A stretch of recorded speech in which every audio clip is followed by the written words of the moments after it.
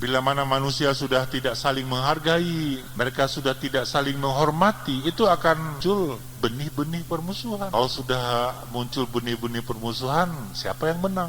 Yang menang adalah setan karena berhasil memperdaya kelemahan yang dimiliki oleh umat manusia itu sendiri. Kenyataan hidup kita tidak pernah berbuat baik. Kita juga tidak munafik bahwa kita pernah berbuat yang tidak baik. Ada satu kata kunci. Jika kita menilai bahwa perbuatan kita itu baik, perbuatan itu terpuji, perbuatan itu ahsan, tingkatkan volume. Jika kita berkesimpulan bahwa kita itu berbuat jelek, berbuat buruk, berbuat tidak baik, tinggalkan itu. Pernah enggak kita di dalam hidup kita itu ada perencanaan kehidupan supaya ada kontrol, sehingga kita itu atensi hidup kita tidak tersedot dengan persoalan-persoalan perbuatan buruk, persoalan-persoalan kemaksiatan, tapi bisa menyedot ya tingkat-tingkat ketaatan kepatuhan kita kepada Allah. Kalau tradisi orang sufi kan ada perenungan ya, itu penting untuk menumbuh halatun nafsi ya, keadaan mentalitas jiwa kita ini itu terasa lebih baik terus.